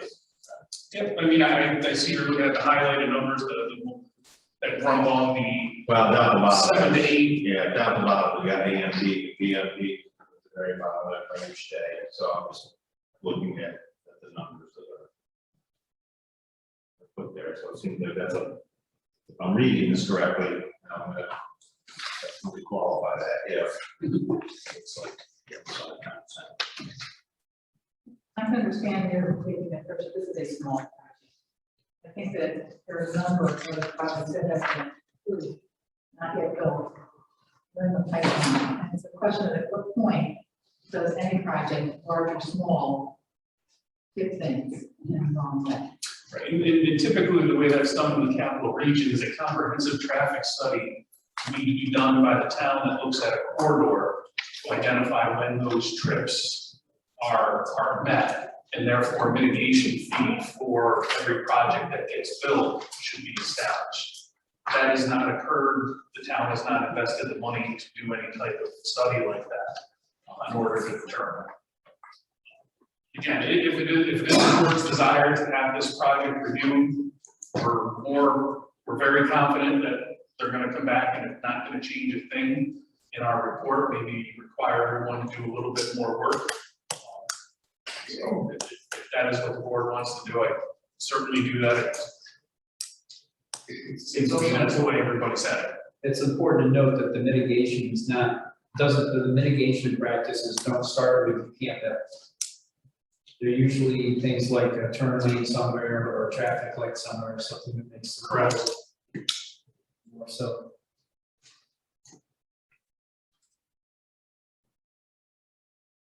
And we'll say it's a small project, and I agree with you on that. Of course, if you get 10 of these 16 projects, that can still affect Each one of them is small, but they still have an overall effect on traffic. And they got to here. Here's another apartment complex, more traffic. There's a big one next door, it's coming in next door. Okay, so it comes down to this. What do you want to do? I think we refer it out, just have the current premium traffic analysis. Asking, arbitrarily for a full on, you have the assessment review. You're not asking for a full on study, you're just asking for independent review. of the assessment. Asking to make sure that it's, The assumptions are correct. yeah. Do I have that in form of a motion? Do you want that for a motion? Make a motion that we refer out the premium traffic assessment to the town traffic engineer. Or evaluation? For example. Motion's been made to have the traffic impact or assessment review submitted to the town engineer for concurrence or non-concurrence. So the motion, do I have a second? I'll second. John, motion's been made and seconded. Any further discussion? Yeah, I have a question, I'm not familiar with the town traffic engineer, what this function is. The town traffic engineer, Is to review what has been, he's he's an employee of the town. No, He's a consultant. Contract. Okay, so it's all, okay. this will be an escrow payment required, and it will likely be GPI in this instance. Peter Fest gone now? Pardon? Is Peter gone now? Yes, so it'll be the firm in general, or the only other one I can think of is VHB. That would be qualified to do this, but we've typically used GPI. We didn't in the prior one because GPI was the applicant's engineer, so we had to go to Creighton Manning, who did this one. It's a small pool, or a shallow one, I should say. Okay, I understand. Any further discussion? I really don't know it better. You call the roll, please. Meredith Matias, Yes. John Arnold, Aye. Eric Bergman, Yes. Ann Purdue, Yes. Mike Shaver, Yes. Gerald Bouchard, I, Peter Jensen, I have 7 affirmative, none negative, is that correct, Madam Secretary? correct. It is, motion carries. So then what I will do is I will send this off to GPI, ask for an estimate for an evaluation the evaluation that's been asked for. I'll get back to you, Joe, with an amount.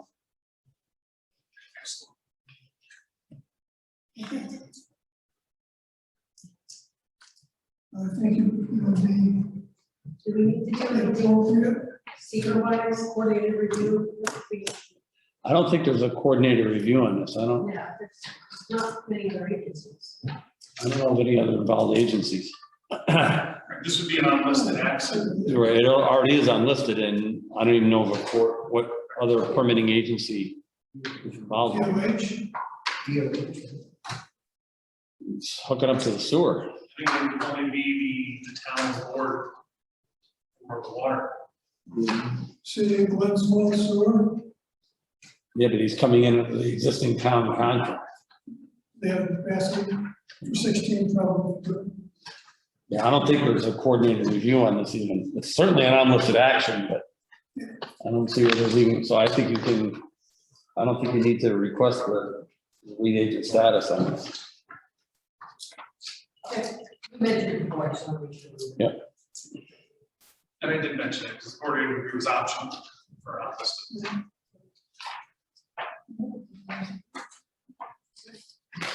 We're on your next one. No, we can't tell them to go home. I think we should have a letter from our highway superintendent. Yeah, I got that. But I mean, documented a letter. He's not a good letter writer, Mike. Well. I ask for letters and I get one-line emails, but I will ask for a letter. So his I will make definition is more concise. You should have that. I'm not being critical, I'm just saying he I know. doesn't like to write letters. We need that documentation or something. It may be in the form of an email. Well, It's written. I get it. Yeah, but barring a letter is an email or a verbal appropriate or okay. I will impress upon him that, we would like to see something in writing. Yes. You think you're ready for a public hearing? Well, that's my next question to the board.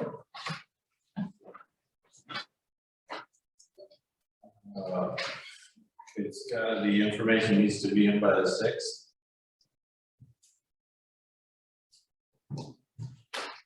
We have a number of outstanding issues still, because that we need a first response to stormwater. We want town highway superintendent to weigh in on the stormwater management funds and sidewalks. We want traffic study review. I'll just say, everything you listed, none of it is the responsibility of the applicant, it's all stuff in town. Right. This should be done. There's nothing more we can submit.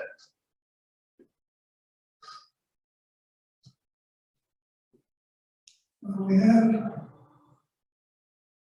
response, a short response. I think that's probably the thing that's farthest along, because he provided his response to, Phil on, November 1st, so. You know, it's already the 15th, I would expect Phil should have something any day now. Wouldn't show us the board, schedule a public hearing if it's so desired. Always at the last minute, we can duck it. We can schedule it, but, you know, everybody that talks in public hearings can talk about traffic. So we don't have to, the worst that happens is table. Yeah. We have to have results of The the concept. assessment or comments back in order to.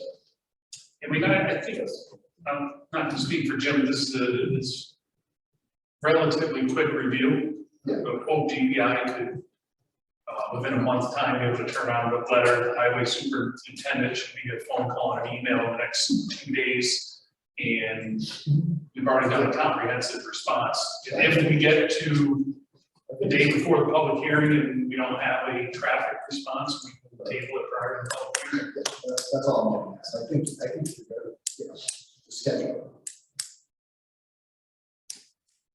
That's your desire to have a phone. I'll make a motion to schedule a public hearing for the Skimmer Horn 112 Harrison Avenue Apartments project for December 20th at 7:01 p.m. We already have one scheduled for that. So, But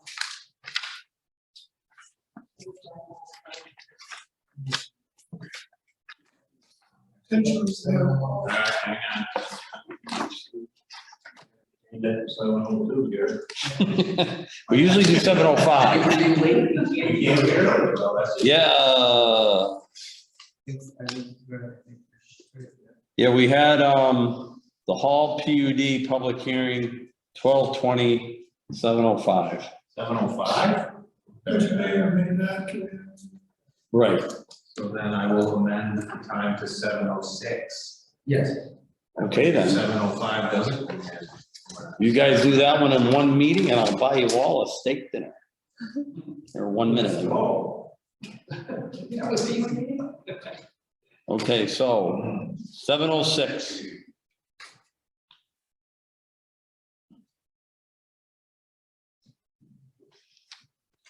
Motion's made, second.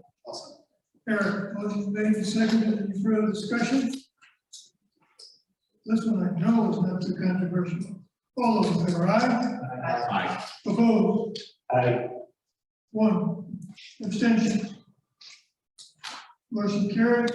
I have 6 in the affirmative, 1 negative. Motion carried. Everyone start there. Do you have any further questions for us? And then we can- I think I have all the information I need, I don't anticipate submitting anything else unless we get a letter from Storm that we can respond. Yep. let me know as soon as you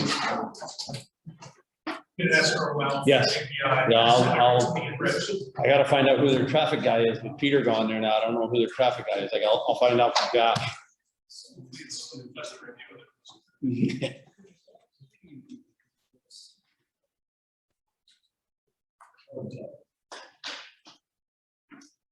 Okay. Seeing as how I didn't get any questions from the applicant, we'll start moving forward. Next one I have on the agenda for this evening, I think is reserve.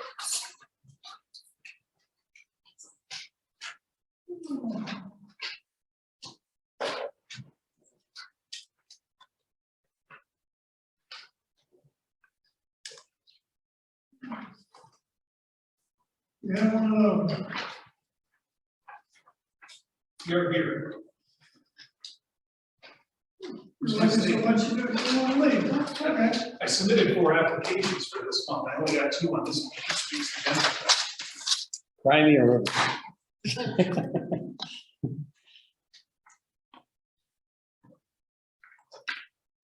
All right. Okay.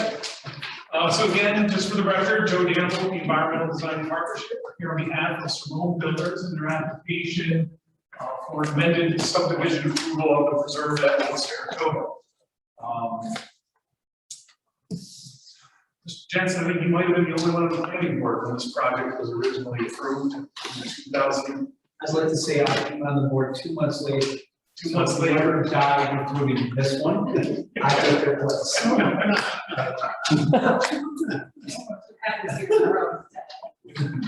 So I did provide a memo that gave a pretty detailed discussion of what we had, what we went through, and where we are now. The project itself was approved in 2007 by Marcelino Garcia, the property owner. With these 3 lots here at the time for a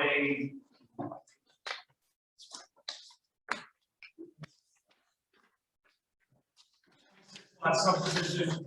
3 of which were retained by the existing property owner. 23 were sold to Belmonte Builders, who ultimately retained the project, extended all the approvals, and recently has sold that to Sarone Builders, who are looking to develop the project. They are trying to schedule a pre-construction meeting, as we do have all appropriate permits and approvals in place to start constructing at least phase 1 of the project as it was approved. Again, overall, we have 3 roads coming in, long cul-de-sac in on way, cider press court, lookout circle, and then a shared private driveway going down to the south end of the site. There is a large wooded area associated with a pond in here that's all being dedicated to an HOA. Each one of the units in this subdivision will be part of an HOA that will have access to that open space and access to the pond area itself. Just briefly go through these slides. As part of the approved subdivision plans that are stamped by the town, stamped by the DEC, we have comprehensive grading plans, erosion sediment controls plans, stormwater pollution prevention plan. We have a active speedies permit, and an LI was issued for the project. I know there was some concern about grading. We are providing detailed grading on all of the lots. Now we come to the amendment portion of it. We are simply looking to do an amendment to the site of press court. It's a roughly 900 linear foot cul-de-sac. You know how much the highway department loves cul-de-sacs. We'd like to eliminate this cul-de-sac impervious area associated with it. Reconfigure the lots to front on Hidden Pond Road. There's 8 lots in here in the approved plans. There's 8 lots here on the proposed plans. Significant benefits to the town associated with this revised layout is A, removing 900 feet of road in the cul-de-sac that the town highway department would ultimately be maintaining. We have a significant reduction in the impervious area of the development, as there was not only the road, there was additional lengthy driveways coming off of that cul-de-sac. We have a reduction in the amount of vegetation removed from the site. Therefore, we're preserving more trees and more open space. And essentially coming up with a layout that minimizes the impacts to property. When we did the original approval, we did obtain a negative declaration for seeker.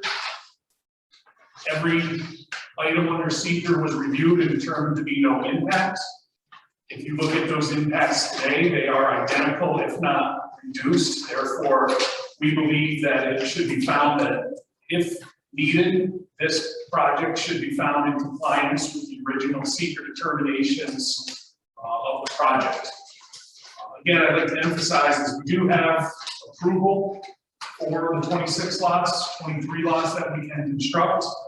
We are looking to move the project forward and start construction of Hidden Pond Way and Lookout Circle. That would be this road here and this road here at this point in time, so that we can start constructing the road, moving the fill around, and developing the lots. The only thing we're looking to amend is one section of the development itself. So with that, the board looking for any comments they may have, but ultimately I think it's a relatively minor change to the plan that benefits town of Monroe and its residents and its highway department. Thank you. Hey, Joe, what's this, archaeological area on lot 12? The buffer around it? Yep. Yeah, that has to be maintained. Oh. It's a no disturb area. That was part of the original approval. Yeah. There was an archaeological area, put a 50-foot buffer around it. SHPO signed off on that, as long as we maintain that 50-foot buffer.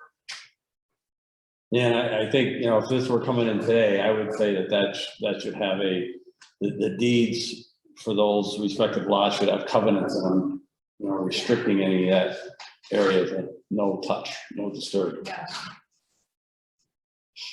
And it's a little bit more complicated now, in that, in the prior plan, it was on one lot, now it's split between two. 24. 24. How big are those lots? And, 8. The other thing, Meredith, is I think this must have come in as a cluster subdivision before, because they're not meeting the minimum lot requirements. So this had to be a it's just cluster. not on there. They're all over 1 acre. This is one of my two favorite subdivisions I've seen ever. I'm telling you. If I was conducting a course on how not to design lots, this would be a good poster child to put on the screen. I was told that when I came on the board. Just saying. When I came on the. You know how I feel. They're making it better. I know they are. Now, they are making it better, and just as an aside, the thing I dislike about this the most, it's not part of this tonight, all these flag lots Yeah. with that wonderful driveway. I like the one where the driveway cuts the other person's lot in half. Cerrone Builders is looking at, I'm not saying you're gonna, but you're looking at potentially redesigning that section as well at a subsequent future date. But that's not before us tonight. They're not going to be part of our phase 1 or 2 construction, we'll put it that So way. really, we are just looking at this. Yeah, we're just looking at this highlighted area or this light area. Yeah, we're basically looking at an amendment that impacts 8 lots. Now, the thing that does happen is, if you notice between lots 14 and 16, there is a shared driveway proposed due to the grade. So lot 16 does not have its own dedicated driveway per se These 2 lots here. in the redesign. So I called out my notes. I think there needs to be a way, like we've typically done. We need to have a shared maintenance agreement for that driveway, and the deeds for those lots should reference the the cross access and all that. That's not something new to this No. project, it's new to those 2 lots, but as we pointed out, there is a rather large shared driveway with flag lots. that already has the appropriate language and easements getting set up for those lots when they get constructed. My fallback on the shared driveways is that each lot have access, usable access to a public road. Right? I have to wonder with the grade being what it is, if lot 16 has any usable access, ingress, egress to get to that road. If they decided to leave the shared driveway agreement and want to get their own access to that road. Well, that's why they shaped it the way they did in the prior design. And at least from a grade point of view, it was a little better, but it's I call it misshapen lot, as being kind. So the simple answer is yes, with some appropriate grading and It would be switchbacks. exceptionally expensive, but they could do it. Correct. So that is the appropriate answer. They do have road. They do, and that- No, it's a compliant lot. and it appears there doesn't seem to be a large wetlands area or something that's completely impossible to overcome. This is some excellent sand, as I think we heard in the first application. When we were doing perk tests and infiltration tests, test pits with septic systems years ago, we couldn't pour water in the hole fast enough. It just disappears. Also sitting up high, provides some really nice views to the east. It's the river valley. So with the changes that you are proposing, materially affecting the SWIP? We are materially affecting the SWIP in that we are reducing impervious area. We're reducing limits of disturbance, limits of grading, all of which are benefits. We are not proposing to, as a result of shrinking the impervious area, we're not proposing to shrink the area of the ponds that were already previously approved. Or any further questions?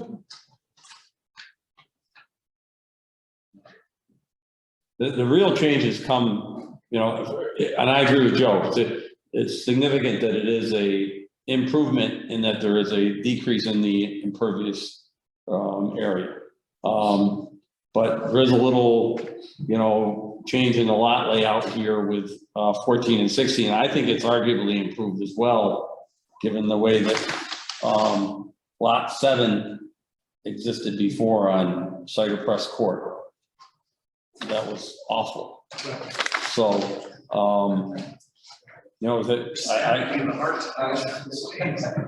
it's awful. But the idea that we're coming back with a shared driveway to overcome that, I think is actually a preferred solution. So your plan is, this phase is in Conway, Hookup Circle, and then these lots, or we do like lot 1? That we're not talking about? I think we are looking to bring the road to, there's a high point in the road right about here. And if we build that road to that location, we can build all of these lots up here without getting down into this area and building a second stormwater management area. Okay. Again, I think I say phase 1, phase 2, we're not asking for phased approval. Yeah. These maps are filed, every one of these is a taxable lot already. Yeah, so If sales are good, I'm sure will continue right into phase 2 as fast as they can. Construction phase. even the lots on Cider Hill Private Drive are created. Ugh. Work out much.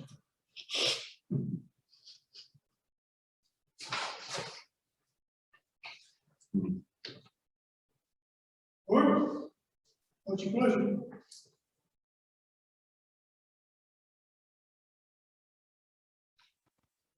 This first thing is, since this is a change to previously approved subdivision, do you wish to hold a public hearing on the change?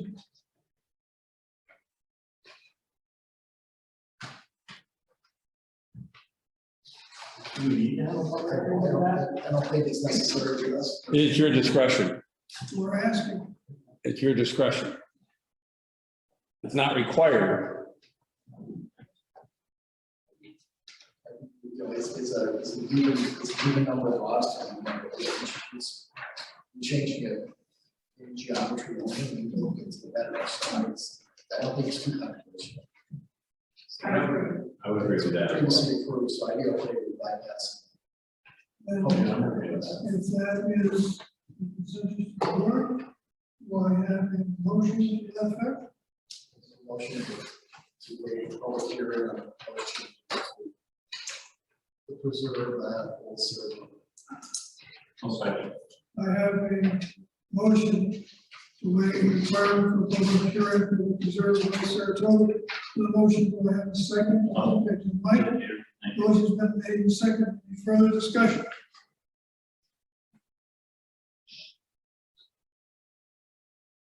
If not, let's call the roll, please.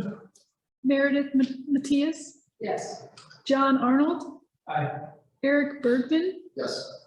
Ann Purdue, Yes. Mike Shaver, Yes. Gerald Bouchard, Aye. Peter Jensen, Aye, I have a 7 in the affirmative, none in the negative. Is that correct, Madam Secretary? correct. Right, motion carries. What else do you want to do, Mark?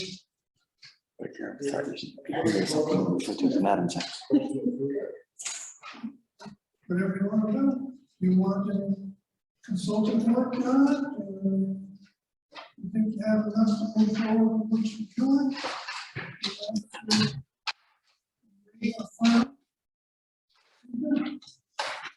I mean, there are a couple of things I would certainly like to see on the plan. One of which is some detail on the new shared driveway. I don't know what the length of it is. There's requirements that come into that, right? So we just want to make sure, that in my opinion, we've got that covered. Anything further? I really think we need a revised grading plan and limit of clearing.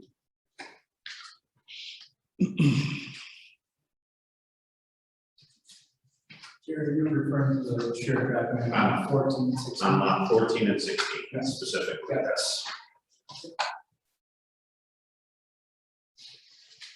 Anything else? I know it's not probably super important, but I noticed that lot 4 doesn't have a driveway.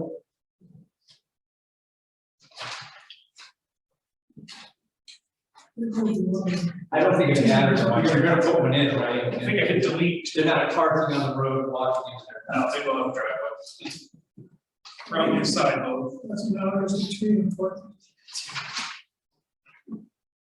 Any further board? And the lot sizes to 2 through 12. It's the same, so they're around an acre, but just don't extend them. 2, 4, 6. Yeah, certainly the grading and change of the road intersection where we're taking out that road might impact the catch basin, they need to be slightly modified.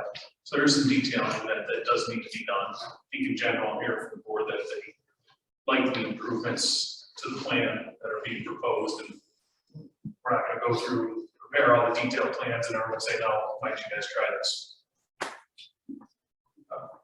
That seems to reflect my. Board, do you want to submit it to highway for comments? Yes.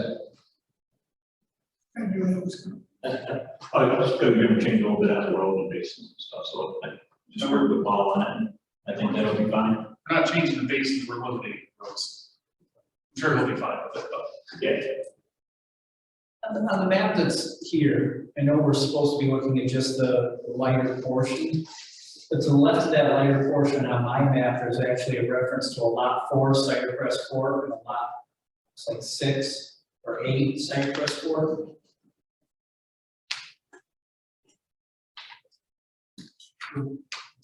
But they're not even on my property. The proposed development. typos, they should not be on there. The shadow doesn't belong there, I just thought maybe it'd be nice to clean that up. Information especially since it's refers to a road that you're eliminating. Yep. So. The shared driveway that goes into lot 14 and 16. There's a pretty good belly there that goes over. Is that going to require certain drainage? Is there a water course through there, or is that going to require drainage for erosion, or runoff and storm? I do have a grading plan prepared. We are doing a swale alongside the road that will get infiltrated into the ground itself. Well, I'm thinking more in terms of there's, I don't know what the grade thing is, the numbers are really super small, and I'm getting older, but, there's gonna be water that collects there. I'm assuming that driveway is gonna go down and up, right? This driveway here, Yeah, it's gonna be continuous pitch up. okay, it's not gonna, okay, all right. Okay, forget it, sorry.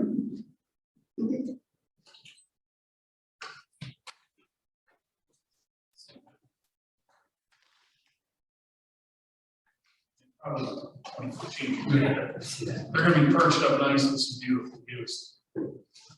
It's the house Johnny's gonna build for me. Okay, Gordon, any further? Yeah, just one other comment on lot 12. In Conway, I can see where the well is, and you swung an arc to show a 100-foot clearance to the septic system. Can you swing that back to where you've shown the septic? It's out on the road where you've got the arc swung as it's currently on. I see, just rotate it. I just want, yeah, I mean, it's close. I want us to, you've done that on the other ones to show that you're clearing, you know, the important thing is clearing the septic, right? Yep. Let's just sure we do that. Yeah, no problem. Tends to say.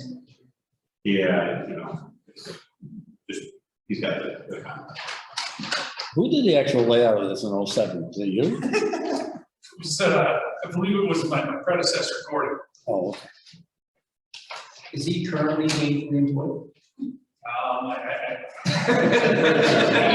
retired several years ago. Sure, but he has the point. Is he doing like creative artwork now? It was creative to get this many lots on this piece of land. It's. Okay, Gordon, any further? Okay.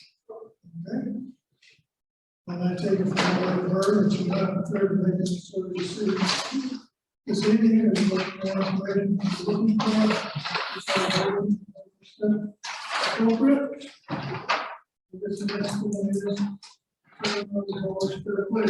Further questions about? So you're gonna be doing a more detailed set of plans, basically, now that you've got the conceptual. We'll do a grading plan, update the limits clearing and erosion control. Just, you know, it's gonna be basically deletion of more than anything. We're not looking to change the SWIP, and I'm looking to have it reinvent the wheel. We already have an active NOI here. Okay. So I think it would be appropriate to have a updated grading plan for the town. So this is the site, when do you want the pre-construction conference for phase 1? Tomorrow. Yeah, so honestly, Jim, please, sooner the Yeah, we can, that's why I'm asking, we can get that on the calendar then. All right. better. Well, there are times that goes. I just happened more than 10 seconds ago. We need a attorney's review of the language in shared driveway. Do we, We have no, they usually propose that. We don't have anything standard. so we don't receive one. No, we have not. Just those two lots. Then that will be necessary.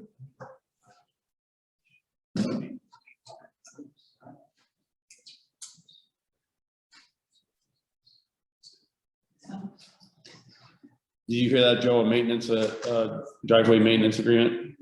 Correct, and what I would state is there is the appropriate maintenance agreements that were put into place for the private driveway for here.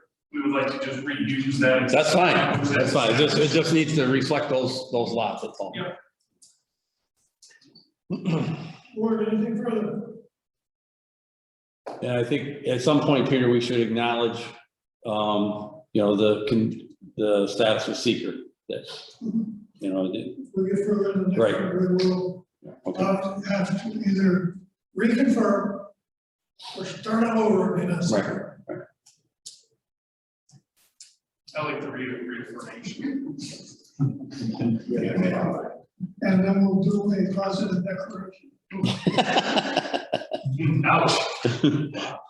We're just gonna build this for salty today. Okay.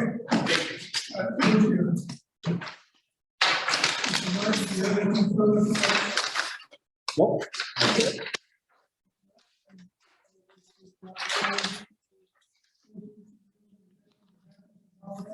Well, we're gonna be here next Monday, so.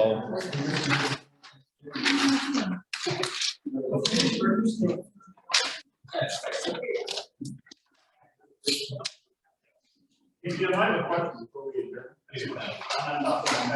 All property. You go in the road from one to the other. What's going on down there? Paul? Yeah, on Route 9 here, the one that's supposed to come 20. Is he coming or isn't he coming? As far as I know, he's coming. Not next week, but in December. Okay, all right, that's what I thought. Listen, we're putting in a road there right now. I don't know what he's doing. I haven't heard anything. Property on this 9. Wait till you get here and get to it. No, not the full part, the other part is he actually has a dugout with a bulldozer, it looks like he's gonna put the road there. That's all.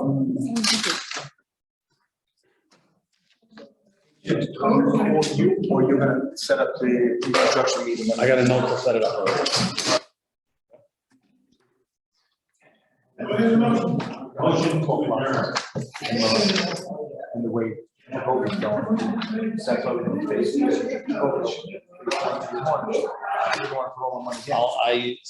Because the only person that has to attend it is Paul. I'm watering this, so. As soon as I get a word from Paul, I'll let you know.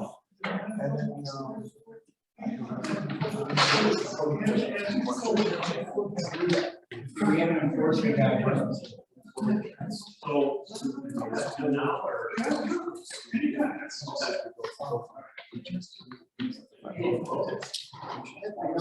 Yeah, just started today. Yeah. And I encourage you guys to take a ride down here.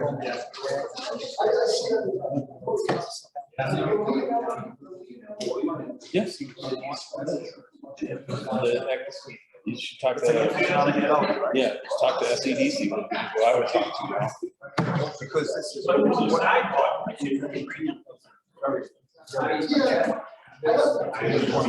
Yes. We think it's gonna work, and B, that it's gonna be well received, but I think it will, because